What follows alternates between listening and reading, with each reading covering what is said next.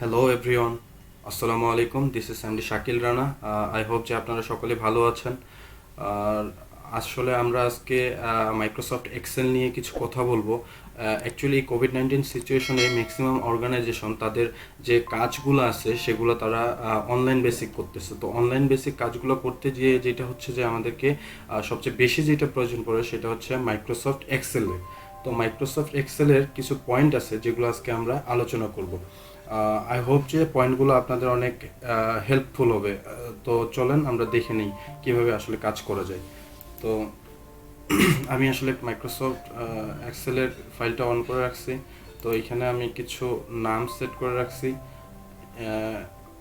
আসলে এটা হচ্ছে যে আমি দেখাবো আপনাদেরকে কিভাবে ফিল্টার ইউজ করতে হয়। ফিল্টার ইউজ করে যে কোনো কারো ডাটা কত ইজিলি বের করা যায় আমরা সেটা বের করব।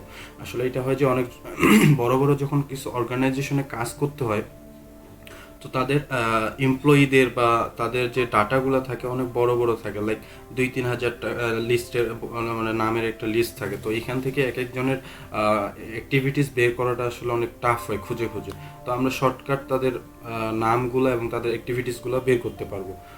তো চলুন আমরা কিভাবে এত ইজিলি বের করা যায়। তো আমি এখানে কিছু নাম নিয়েছি, লাইক একটা ওয়ার্কশপের যেখানে স্টুডেন্টস অ্যাটেন্ডেন্স পেমেন্ট আমি এটা করছি। তো চলুন আমরা এটি কিভাবে করতে পারি। তো আমরা যেটা করব, আমরা ফিল্টারের মাধ্যমে বের করতে পারি।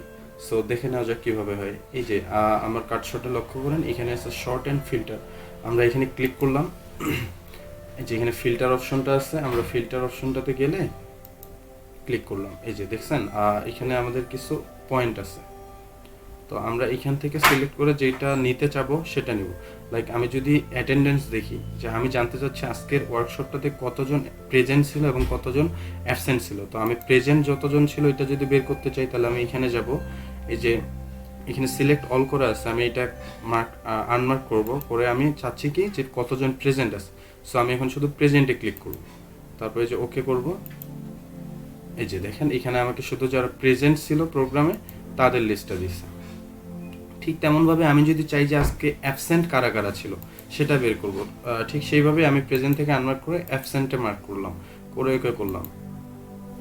এই যে দেখুন এরাই হচ্ছে আমার আজকে প্রোগ্রামে মানে ওয়ার্কশপটাতে অ্যাবসেন্ট ছিল, এটা দেখাচ্ছে।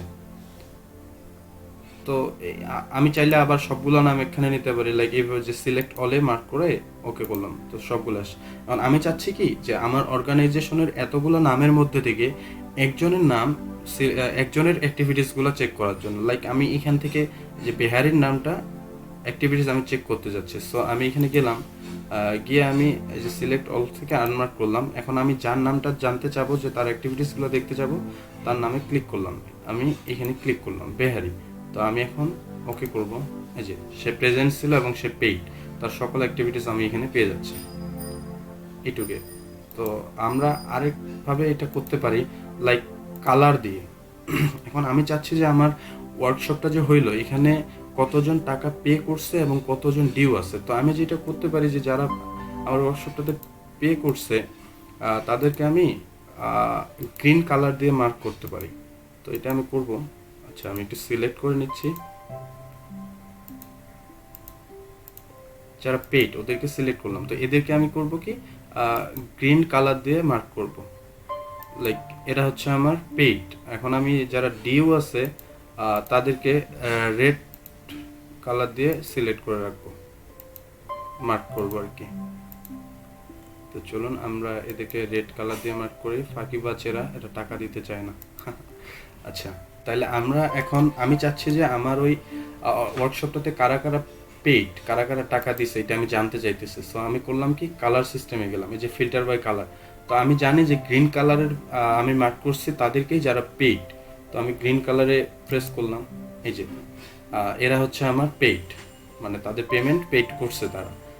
আবার আমি চাচ্ছি যারা কারা ডিউ, তো আমি এখন এই কালারে গেলাম যে রেড, এরা হচ্ছে ডিউ। তো আমি রেডে ক্লিক করলাম, এই যে এরা হচ্ছে ডিউ। এভাবে আমরা বের করতে পারি। তো আমরা চাইলে আবার অলে চলে যাব। এইভাবে আমরা ফিল্টারের কাজটুকু এইটুকুই। ফিল্টারের মাধ্যমে আমরা যে কোনো যত হাজার নামের লিস্ট থাক বা যত হাজার এমপ্লয়ি বা স্টুডেন্ট থাক না কেন আমরা খুব ইজিলি তাদের এইভাবে অ্যাক্টিভিটিসগুলো বের করতে পারি। তো তো এই ছিল ফিল্টারের কাজ। আচ্ছা চলেন আমরা এখন শিখি কাউন্ট, কাউন্ট কাউন্ট ইফ এবং কাউন্ট ইফস। আসলে এগুলোর অনেক কাজ থেকে থাকে আমাদের। লাইক ধরেন যে একটা কোম্পানির পার ডে সেলিংয়ের ক্ষেত্রে কত টাকা সেল হচ্ছে, পার ডে কতগুলো প্রোডাক্ট সেল হচ্ছে, এটাই জানার জন্য। তো অনেক বড় বড় অর্গানাইজেশনে তো অনেক বড় বড় অনেক বিশাল অ্যামাউন্টের প্রোডাক্ট বা প্রায় সেল হয়, অনেকগুলো সেলস পার্সন থাকে তাদের, সো তাদের অ্যাক্টিভিটিসগুলো বের করা আসলে অনেক কঠিন হয়ে যায় ওইভাবে বের করতে, কিন্তু আমরা শর্টকাটে বের করতে পারবো। তো আমরা প্রথমে যেটা দেখব যে কাউন্টের কাজ দেখব। আসলে কাউন্টের কাজ কি আমি প্রথমে বলে দিই। এখানে কিছু সেলস পার্সনের নাম নিছি, আর এই পাশে তাদের তারা কোন কোন প্রোডাক্ট ওই দিন সেল করছে আমি সেই নামগুলো নিছি, এবং সেই প্রোডাক্টগুলোর প্রাইসগুলো। তো চলুন আমরা কাউন্টের কাজটা দেখি। আসলে কাউন্ট কি, কেমনে কাজ করা হয় কাউন্ট দিয়ে। তো আমি যেটা করব, কাউন্টের রুলসটা লিখবো। কাউন্টের রুলস কেমনে, আমি প্রথমে ইকুয়াল দিব, তারপর কাউন্ট, COUNT, কাউন্ট, এই যে আসছে কাউন্ট। আমরা এটাতে ডাবল ক্লিক করব। এই যে ডাবল ক্লিক করলাম, করে দেখলাম যে এখানে ভ্যালু 1 ভ্যালু 2 মানে কি চাচ্ছে, রুলসটা কেমনে কি করতে হবে দেওয়া আছে। তো কাউন্ট বিষয়ে আমি একটা কথা আগেই বলে দিই যে কাউন্ট কিন্তু কখনো রিটেন কোনো কিছুকে এরা নিবে না। লাইক এরা শুধু ভ্যালুকেই অ্যাড করে। আচ্ছা চলুন করে দেখি যে আমি যদি এই যে প্রোডাক্টগুলোর নাম নেই, তাহলে কিন্তু দেখেন আমি ইন্টারপ্রেস করলে কি আসে, 0 আসতেছে। সো আমরা কি বুঝলাম যে কাউন্ট হইতেছে কখনো রিটেন বা কোনো কোনো কিছু সিম্বলিক কোনো কিছুকে নিবে না, এরা এরা শুধু ভ্যালুকে অ্যাড করবে। আচ্ছা আমরা এখন এই ভ্যালুটা অ্যাড করে দেখি। আচ্ছা এসেছে, আমরা এখন ইন্টারপ্রেস করি। এই যে 16, এখানে 16টা নাম দেওয়া আছে, 16 জন। সো আমরা কাউন্টের মাধ্যমে এইভাবে বের করতে পারি যে আমাদের আসলে টোটাল কতজন সেলস পারসন ওই দিন তাদের প্রোডাক্ট সেল করতে পারছে। আমরা খুব ইজিলি এটা বের করতে পারবো। আচ্ছা এটা গেল আমাদের কাউন্ট। আচ্ছা আমরা এখন করব কি, আমরা এখন জানতে চাইতেছি যে এই 16টা প্রোডাক্টের মধ্যে থেকে আমাদের 16টা নামের মধ্যে থেকে এই প্রোডাক্টগুলো বিক্রি হয়েছে। তো এইখান থেকে আমাদের আসলে লাইক ধরেন যে আমার ল্যাপটপ কয়টা বিক্রি হয়েছে, টোটাল প্রোডাক্টগুলো থেকে আমার ল্যাপটপ কয়টা বিক্রি হয়েছে আমি এখন এইটা জানতে চাইতেছি। তো আমি করব কি, এটাকে ক্রাইটেরিয়া নাম দিই, ক্রাইটেরিয়া 1 দিই এটাকে। তো আমি জানতে চাইতেছি যে আমার, আচ্ছা ধরেন আমার মোবাইল কয়টা বিক্রি হয়েছে আমি এটা জানতে চাইতেছি। তো আমি এখানে মোবাইল লিখব। এখন আমি যেহেতু এখান থেকে জানতে চাইতেছি যে আমার এতগুলো প্রোডাক্টের মধ্যে থেকে মোবাইল ওই দিন কতগুলো বিক্রি হয়েছে, তাহলে আমি কি করব, আমি এখানে ইউজ করব কাউন্ট ইফ রুলসটা। তো চলুন আমরা রুলসটা লিখি, equal COUNT, count if IF। এই যে আমরা এখানে রুলসটা চলে আসছে, আমরা এটাতে ডাবল ক্লিক করলে এখানে বলেই দিচ্ছে আসলে আমাদের কি করতে হবে। তো আমরা বের করব কি যে এই প্রোডাক্টগুলোর মধ্যে থেকে ওই দিন মোবাইল কতগুলো বিক্রি হয়েছে এইটা জানতে চাইছি। সো এখানে রুলস বলে দিছে যে রেঞ্জ। তো কিসের রেঞ্জ বলছে, আমরা যেহেতু প্রোডাক্টের ইয়াটা জানতে চাইতেছি, সো আমাকে এইখান থেকে এটা গোটাটাই অ্যাড করতে হবে। সো আমি এটা এইভাবে অ্যাড করে নিলাম, তারপর কমা দিব। আমি কমা দিয়ে এখন বলছে কি ক্রাইটেরিয়া, আমি এখন কোনটা মানে জানতে চাইতেছি, আমি জানতে চাইতেছি যে মোবাইল কতগুলো আছে। সো আমি এই যে এখানে ক্লিক করলাম, এখন আমি ইন্টারপ্রেস করব। এই যে 5টা মোবাইল, ওই দিন আমাদের টোটাল মোবাইল বিক্রি হয়েছে 5টা। আচ্ছা আমরা একটু চেক করে দেখি যে 1টা 2টা 3টা 4টা 5টা মোবাইল বিক্রি হয়েছে। তো আমরা এটা করতে পারছি যেভাবে। আচ্ছা আমি চাচ্ছি যে আমাদের ফ্রিজ কয়টা বিক্রি হয়েছে আমি এটা জানতে চাইতেছি। তাহলে আমি কি করব, ফ্রিজ লিখবো, FRIDG, ফ্রিজ কয়টা বিক্রি হয়েছে এটা জানতে চাইতেছি। তো কি সেই সূত্রই, equal COUNT, count if IF। তো আমি এখানে ডাবল প্রেস করলাম, রেঞ্জ ক্রাইটেরিয়া আগের মতো আমাদেরকে প্রোডাক্টের সম্পূর্ণ রেঞ্জটাই নিতে হবে। নিলাম, তারপর আমি কমা দিতে হবে, কমা না দিলে কিন্তু আবার কাউন্ট হবে না। আমি কমা দিলাম। এখন কি জানতে চাইছি, আমি ফ্রিজ কতগুলো বিক্রি হয়েছে। সো আমি ফ্রিজে ক্লিক করবো এইখানে। এখন আমি ইন্টার প্রেস করবো। এই যে 3টা ফ্রিজ বিক্রি হয়েছে, চলুন একটু দেখে নেওয়া যাক আসলে কি 3টা ফ্রিজ বিক্রি হয়েছে। হ্যাঁ, 1টা 2টা 3টা, আমাদের ওই দিন টোটাল 3টা ফ্রিজ বিক্রি হয়েছে, যেটা ঠিক আছে। আচ্ছা, আমরা কাউন্ট ইফের কাজ শিখলাম।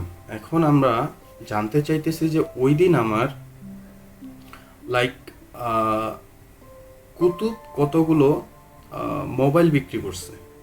এই যে মোবাইলগুলো আছে এখানে কুতুব ওই দিন কতগুলো মোবাইল বিক্রি করছে আমি এইটা জানতে চাইতেছি।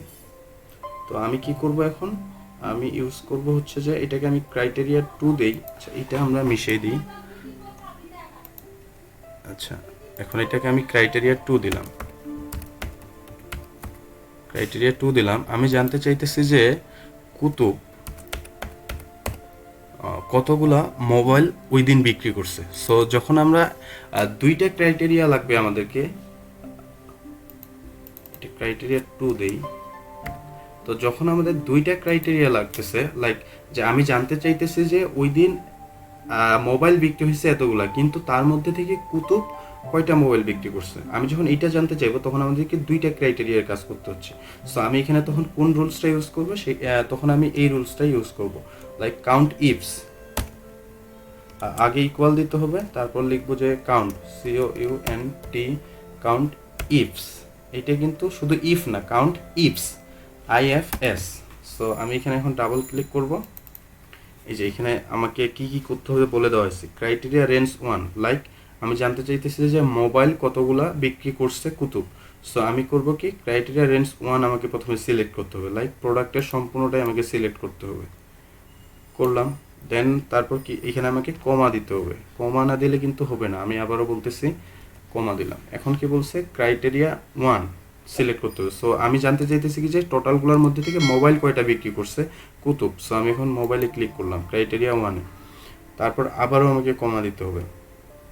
আচ্ছা, এখন বলছে ক্রাইটেরিয়া রেঞ্জ 2। তো ক্রাইটেরিয়া রেঞ্জ হচ্ছে কুতুব, সো নামের রেঞ্জটা, সো এটা আমাকে সম্পূর্ণটাই অ্যাড করতে হবে। তো আমি করলাম, আবারও আমাকে কমা দিতে হবে। এই যে এখানে কিন্তু অ্যাড হচ্ছে, এখানে সিলেক্ট করতেছি, এখানে অ্যাড হচ্ছে, আবারও কমা দিলাম। সো এখন আবার বলছে যে ক্রাইটেরিয়া 2, আমি যেহেতু চাচ্ছি যে এতগুলো নামের মধ্যে থেকে কুতুব কতগুলো প্রোডাক্ট, কতগুলো মোবাইল বিক্রি করছে, এটা আমি জানতে চাইতেছি। সো আমি এখন কুতুবে সিলেক্ট করলাম। এখন আমি ইন্টার প্রেস করব। কুতুব ওই দিন মোবাইল বিক্রি করছে 2টা। আচ্ছা, চলেন আমরা একটু দেখে নিই ঠিক আছে কিনা। আচ্ছা, কুতুব কোথায়, কুতুব এই যে কুতুব এখানে একটা মোবাইল বিক্রি করছে, আর এইখানে আরেকটা মোবাইল বিক্রি করছে। সো আমরা ক্লিয়ার হলাম যে সে দিন ওই দিন 2টা মোবাইল বিক্রি করছে। আচ্ছা, এইটাই। তো আমি যদি এখানে আবার অন্য আরেকজনের নাম দেই, লাইক আমি যদি এখানে আকাশের নামটা দেই,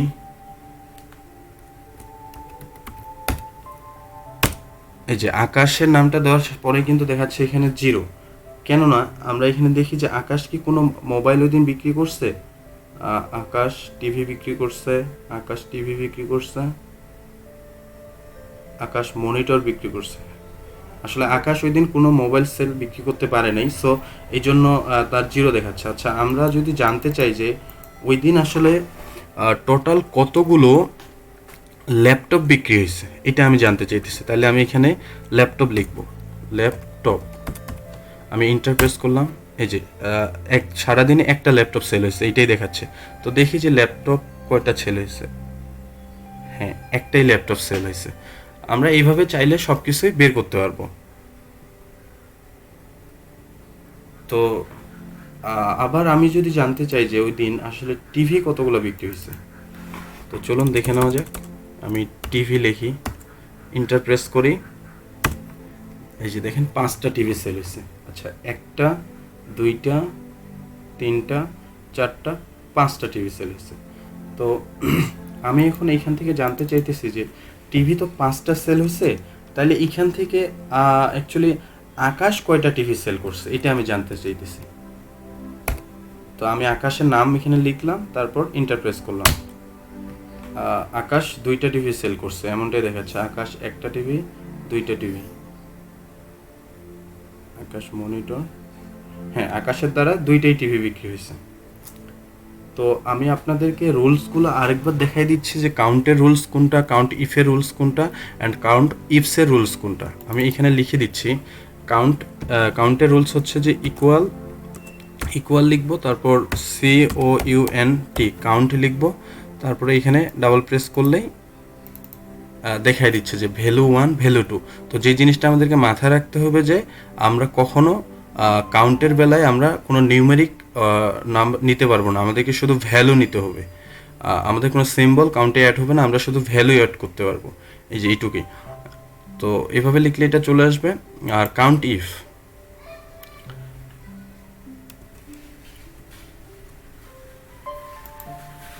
আচ্ছা আমরা যদি এখন কাউন্ট ইফের রুলসটা ইউজ করতে চাই তাহলে আমরা কি করব, equal COUNT count if IF count if লিখবো। এই যে এখানে ডাবল ক্লিক করলে এই যে range and criteria, count if কোন কাজে ব্যবহৃত হয়, লাইক আমার এতগুলো প্রোডাক্টের মধ্যে থেকে আমার কয়টা ফ্রিজ বিক্রি হয়েছে ওই দিন, এটা জানতে চাইতেছি।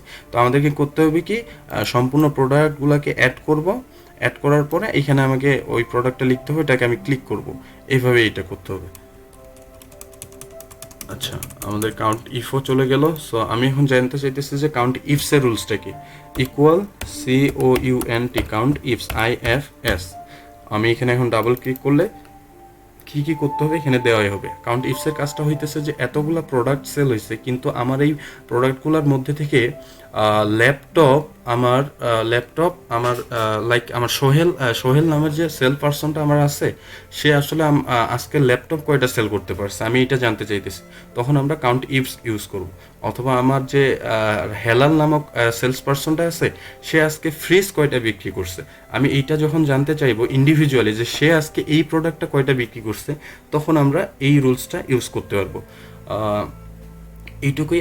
আমি আপনাদেরকে আরেকটা জিনিস দেখিয়ে দিতে চাই যে আমরা যখন এইভাবে অ্যামাউন্ট লিখি তখন আমাদেরকে যেটা করতে হয় যে টাকা বা ডলার বা এই জিনিসগুলো আমাদেরকে অ্যাড করতে হয়। সো আমি ভুলে গেছিলাম, আপনাদেরকে এখন এটা দেখাই দিচ্ছি। আমরা এটা খুব ইজিলি দেখাইতে পারবো, লাইক এই যে ডলার চিহ্নটা আছে এখানে, আমরা এখানে যাব, এখানে গিয়ে মোর অ্যাকাউন্ট ফর্মুলাতে যাব। আমি যদি টাকা লিখতে চাই তাহলে এই যে এখানে সিম্বলে এখানে যাব, এখানে গিয়ে আমি টাকা খুঁজবো, আসলে বাংলাদেশ, আমি এটা একটু খুঁজতেছি।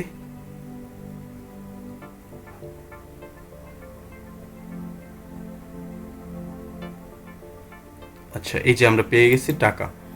তো এটা আমি এখন ওকে সিলেক্ট করে নিলাম। এই যে আমার টাকা চিহ্নটা কিন্তু চলে আসছে। আমি যদি একটু বড় করে নেই, এই যে টাকা চিহ্নটা কিন্তু আমার এই পাশে চলে আসছে এখন, এইটুকুই। তো ধন্যবাদ। আই হোপ যে বিষয়গুলো আপনাদের জন্য হেল্পফুল হবে। আর এইভাবে আমরা যেহেতু এই করোনা সময়ে আমাদেরকে বাসা থেকেই অ্যাকচুয়ালি অর্গানাইজেশনাল কাজগুলো করতে হচ্ছে, যে আই হোপ আপনাদের এই কাজের জন্য এটা অনেক হেল্পফুল হবে। আমরা সামনে আরও নতুন কোনো কিছু নিয়ে আসবো আপনাদের সাথে। ততদিন পর্যন্ত আমার জন্য দোয়া করবেন, ইনশাল্লাহ ভালো কিছু হবে। আল্লাহ হাফেজ।